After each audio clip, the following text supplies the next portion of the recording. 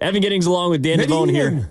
I mean, dude, it's and this is what so yeah, Mike McDaniel's going to turn to Pablo Escobar. By the end of the show, we're not going to become drug lords by any means, but I feel like Dan, it is about the season in which irrational nature just takes over, right? But right before the NFL season starts, people getting amped up. They're feeling just ridiculous about their teams. Niners got Super Bowl hopes. I've tricked myself multiple times into believing that the Chargers can somehow win it all this season, even though they might not make the playoffs. Ken probably thinks the Miami Dolphins are going to go all the way this year and go 13-4, whatever it is. All the way. All the way, wherever that is. Probably, I don't know. Well, I guess if they got to New Orleans, they'd play well because it's hot down there. But the point is, it's a season to be irrational. And over the course of this show, I want to try and extract that out of you because, Devone, you are very level-headed. You are a balanced man. Me? By the end of this show, I will get a hot take out of you. And I don't know if it has to do with the Monday night game, 49ers-Jets. I don't know if it's got to do with the Niners season. I don't necessarily want to start there. Okay, we'll kind of wade into the waters a bit. We'll start with our medium spice, then work up to the mango habanero, finally to the atomic at the end of the show. But when I say football season, like what are you waiting for? Is it tomorrow? Is it Monday? What are you excited about for football season? It's tomorrow. Just like anything else, the NFL does a good job of controlling the calendar. In other words, when you compare them to baseball and basketball and the other two major sports in this country, they dominate the calendar. And what do I mean by that is that they create the anticipation. They create, whether it's the minute the Super Bowl is over, it's okay, what about the combine? Get you ready for the draft. And then here comes the draft, and all you hear about is Caleb Williams. All you hear about is Marvin Harrison Jr. And so somebody doesn't have any skin in this game tomorrow because the Niners aren't playing. I'm just curious to see Caleb Williams. Is he the real deal out there in Chicago? I threw this stat at you before we even started that the last number one taken overall quarterback to win his opener, I do believe, was Derek Carr going back in the day with David. Houston Texans.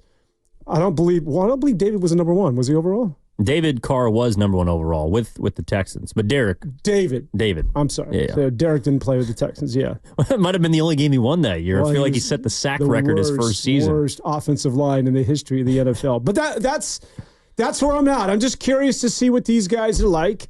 Now, Caleb Williams and just all the storylines, right? One of which obviously is Aaron Rodgers, but we'll wait until Monday. But the NFL does such a good job of build-up and creating this level of, as Carly Simon once said, anticipation. It's all about this anticipation, which unveils tomorrow. Actually got underway in Brazil, and then, of course, on Thursday night with Patrick Mahomes and company in a dandy hell of a game on Thursday. Both of them were good games. I know. Last night was a little sloppy. Well, it was sloppy, but I feel like that's week one football. Like, especially the first, 2 or 3 possessions for the Eagles at a fumble and interception. Jordan Love wasn't particularly smooth and he ended up getting hurt. Fortunately, it's not an ACL, but a left leg injury for him that is probably going to sideline him for a little bit. Hopefully he's back soon because I love watching him play. But, it's funny you brought up those 2 games because I think they're fantastic ways to start the year. You got some teams in the NFC last night that have potential to maybe knock off the Niners or Detroit. I'm not so sure. But then in the AFC, that's kind of the cream of the crop, right? Last year's AFC Conference Championship matchup. And once again, Patrick Mahomes just takes Lamar Jackson's cake. But one thing I was thinking about is, I think it's interesting that those 2 games pretty much have the 2 styles of quarterback that are modern day. And that's really what you're looking for. You're either looking for, kind of a dual threat guy, which would be Mahomes, and I would throw Love into that category, someone that operates primarily in the pocket, but has the ability to extend plays, can take off and use their legs. And then not necessarily run-first quarterbacks, but Jalen Hurts and Lamar Jackson are guys that can get out and wheel and deal, and they like to use their legs. And I'm not saying it's some massive takeaway that the 2 primary running quarterbacks were the ones. Well, I guess on Thursday night it was Lamar that lost, and then last night is Jalen Hurts. But I do think it's interesting that the first 2 games we saw the 2 style of quarterbacks that it feels like the modern game has essentially moved into. Like the statues are dead. Well, are they? Because I'm still waiting for the true quote-unquote running quarterback to win a Super Bowl. I guess Patrick Mahomes, would you classify Patrick Mahomes as a true running quarterback? I think he's elusive, and he runs if he needs to. It's like a last option for him. But think about it. It's the Joe Burrows, it's the Staffords, it's the Tom Bradys that still, when we think about Super Bowls, that are synonymous with that quarterback position. I've yet to see someone like a Lamar Jackson. I've yet to see somebody who's primarily a dual threat and runs it as well as he throws it to win a Super Bowl. And I'm measuring things by the pinnacle here of obviously being the last team standing. Yeah, I mean, the probably the closest example would be Russell Wilson, which, by the way, look, you have a victory lap coming later in the show. I don't necessarily want to take one 8 minutes in, but you did tee me up. Russell Wilson's not going to be starting tomorrow, but he is the starting quarterback. Oh, did I say Justin Fields? Yeah, but well, technically you're right tomorrow. Whoa, and see, this is the kind of irrational nature that we're going to be bringing out of Dan DeVos for the next. I mean, come on. Do you want Justin? Maybe if you could combine the two, use Russell Wilson's brain, and then put it on Justin Fields' legs, and maybe you have a quarterback. But Russell Wilson he was done. Or guys in Seattle that were telling me 2 years before he was dealt, and they were saying, let him cook, whatever. You're like, no, the guy's done. And somehow they fleeced Denver in one of the worst trades ever. And Justin Fields just put him at wide receiver already, all right? I mean, get it over with. By the way, we talk about worst trades. Yeah. I think we both are do you think in the last... And we'll put Trey Lance and the Miami Dolphins in that deal of worst trades over the last decade. The ghost of Trey Lance. What would you put at number one? Would you say that Denver Bronco trade, because they're still on the hook for $80 million for that of one Russell Wilson. Is that the worst trade? Because I know you're not going to get it. And I'm going to absolutely just nail you with the right cross less than 2 minutes into the show. Well, wait a minute. Are you going to hit me in the face, or are you going to let me talk about what I think my breadbasket proverbial right cross could be the Mike Tyson? No, look, Russell Wilson is probably the worst trade that has happened in recent memory, but it's also because of the results of the 49ers. Like I said this before, I don't think it goes overstated enough how ridiculous it is that the Niners lost 3 first-round picks essentially for nothing, didn't get a quarterback, shipped them off for a 4th, and still got to multiple NFC championship games in a Super Bowl. Like, generally, when you whiff on a quarterback that badly and you give up as much capital as you do, you set your franchise back 5 to 10 years. But the Niners didn't do that. So that's the only reason I couldn't consider Trey Lance the worst possible trade in recent memory, although it'll certainly go down in the Bay Area as one. Are you ready? For the worst trade ever? And in the last 5 years. The last 5? Because we have a tendency to think Russell Wilson. Yeah, of course. Trey Lance. All right, the worst trade the last 5 years. And it's timely. It's very topical. Oh, the Carolina Panthers trading Christian McCaffrey to the Niners. What a fleece. No. The first round pick. That's what they lost. The Carolina Panthers? Yep. To the Chicago Bears? Yes. Are you kidding me? Are you kidding me? You wanted... Well, we'll find out if it's worth Bryce Young instead of Caleb Williams, and you also gave up... I'm doing it right now. DJ Moore. The Bears are trading the number 1 overall pick of the 2023 NFL Draft to the Panthers in exchange for a compensation package that includes 2 first-round picks that happen to be in the top 20, as well as DJ Moore. And that first-round pick obviously turned out to be one Caleb Williams. Are you serious? Well, okay, if Caleb Williams stinks, which I don't think he will, then it does not go down as a terrible trade. But the issue is that you traded for Bryce Young and basically still to this point has nothing else around. The Carolina Panthers are a joke. I mean, that trade basically just teed up the next phase of Chicago Bears football and catapulted them into relevancy because not only were they able to turn around and get Caleb Williams, but then their own first-round pick, they turned into a solid wide receiver. They trade for another one. They actually made a really smart move last year at the deadline, going out and getting Montez Sweat, inking him to a big deal. So you got your defensive anchor of the line, ideally for the next few seasons. No, I think the Bears are going to be good. In fact, I don't know if we talked about this on air. I think the Bears are going to be better than the Packers this year, and this was before Jordan Love went down. Yeah, I'm hearing a lot of people are in on the Chicago Bears and that they could be one of the disappointments this year. So we'll have to wait and see. A lot of people are out on Eberflus, and I mean, it's a good defense. It's just, I don't know. It takes a rookie quarterback, aside from, Stroud of a year ago. Typically, before you get your feet wet, you're talking halfway through the season. But we'll see with Caleb Williams. That's one of the things I'm excited about. When you talk about, teams that have done well through the draft, speaking of games that were just played, we don't give enough credit to Kansas City. I mean, because think about it. Yes, we do. Well, no, but we sit up here and stroke them every single time they play. I know, but we do it just like we roll our eyes. I know it's difficult to do, but Brett Veach he's absolutely killing everybody because think about it. They're looking for the three-peat. And so you would think with somebody that's going for the three-peat or that's been as dominant as they have been over the last nearly going on a decade, you be talking about it in similar tones like that of the San Francisco 49ers. Well, that window's closing. The 49ers, maybe the window closed last year because the NFC was so bad and you had a lead on Kansas City at halftime, but it's clearly closing. All your chips are in the middle of the table now that you paid all this money to McCaffrey and Brandon Ayuk, that this is the window is wide. They're going for a three-peat and they're getting younger. Xavier Worthy, are you kidding me? Like, it's almost unfair. No, but look at that defense. McDuffie might be the best cover, and he's 22 years of age. Yeah, they traded away their top corner a year, or I guess this last offseason in L'Jarius Sneed. No, look, all right, I'm with you. The Kansas City Chiefs are a well-oiled machine. There is no doubt about that. But this is where the future of the Niners becomes interesting because obviously the Chiefs are sold and have been sold on their quarterback seemingly since the day he stepped in the building. If the Niners are sold on their quarterback, I do think there is potential that we're having the same conversation as far as giving credit to the front office for their young picks in a couple of years for the 49ers. And the reason is simply this. If you have a franchise quarterback and one that keeps you at a certain floor, for example, Mahomes has been to the AFC Championship game, I think every year he's been a starter, at least. Okay, so every time you bring in particular draft picks, it's the same thing with the Patriots. Remember how much we used to just fawn over Bill Belichick and finding draft to save his life, though. On defense, he could. I mean, he found a lot of great players defensively and was able to basically provide the help for Tom Brady to do whatever he had to do on the offensive side. It's a similar thing with Mahomes, and Vic is a different general manager.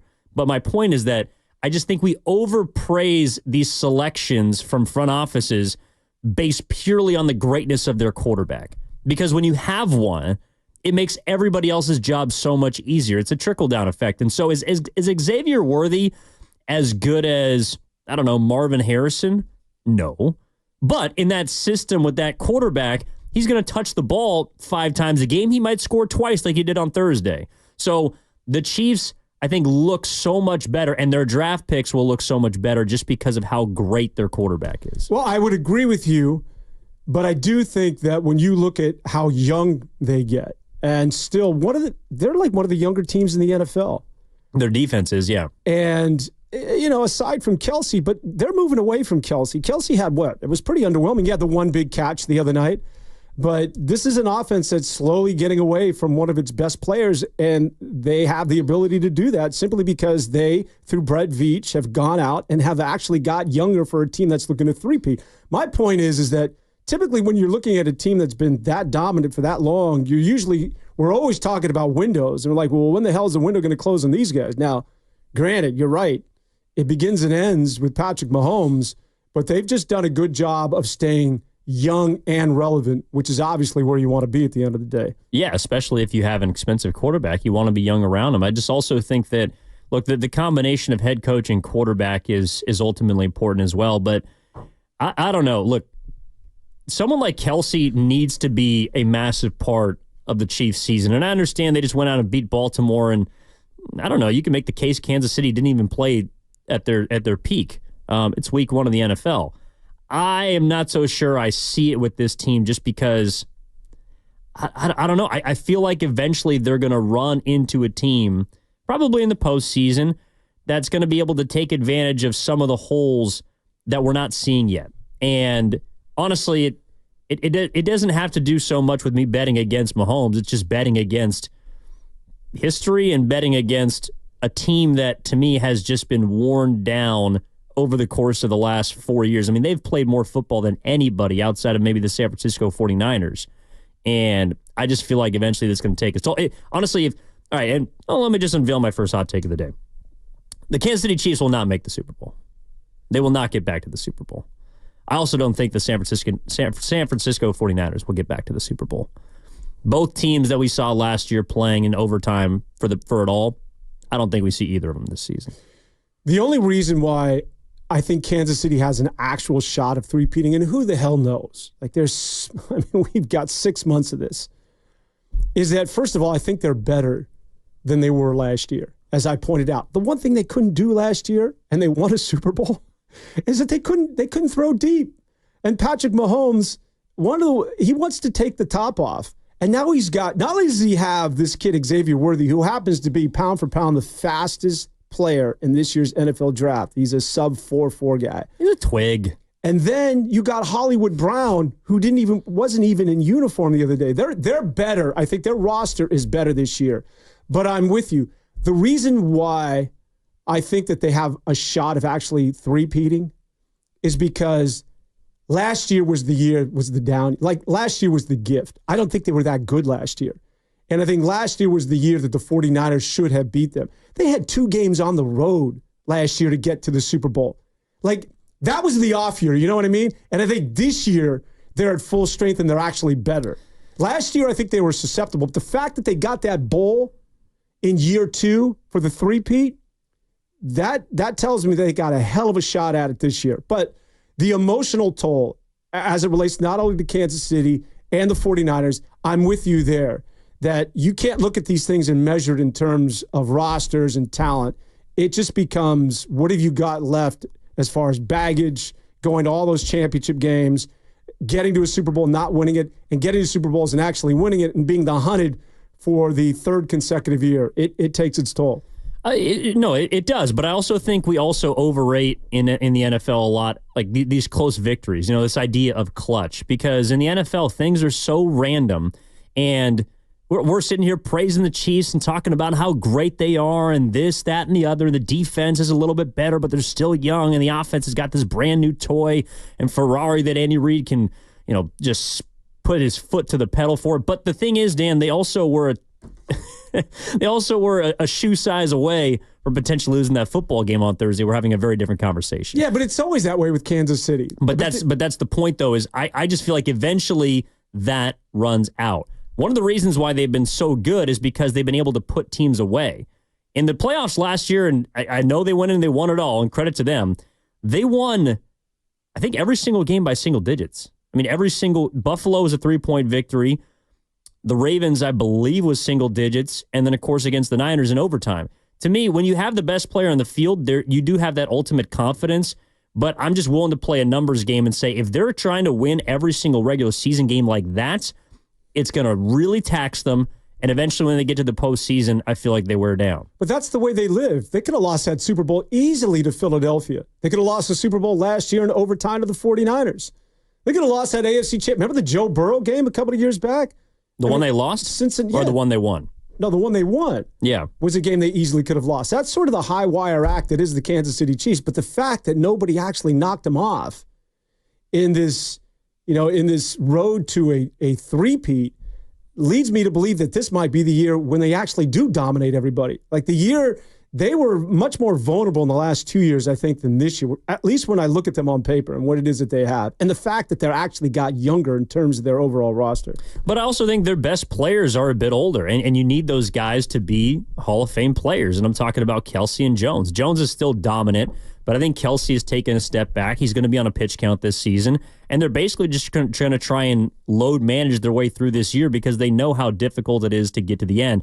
That's where the Niners, to me, have an opportunity to potentially take a step forward, is because they came up short, they do have, I don't know, maybe just a little more internal fire and motivation, similar to how they were 2 years ago when they lost to the Eagles and felt like they probably got robbed of an opportunity to win that football game. That sparked them at the beginning of last season, and I felt like they ran out of gas at the tail end of last year. It was relevant right after the Christmas game against the Ravens.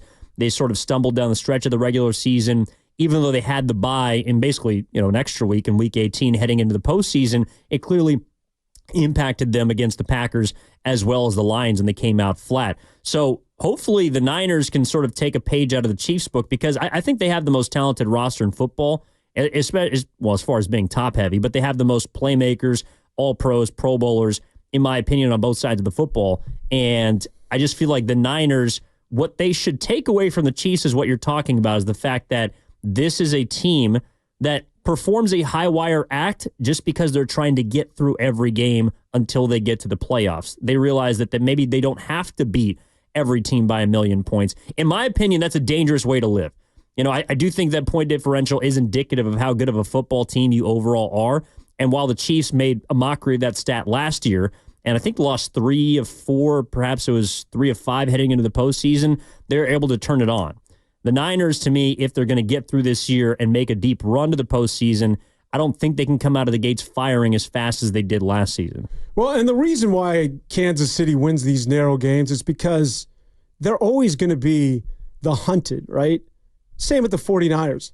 And just to get back to Green Bay and Detroit, one of the reasons why I'm curious, especially when it comes to Green Bay, to see how it is that they do and whether they can repeat the way the Packers played towards the end of last year, is that it's very different now that you don't sneak up on anybody.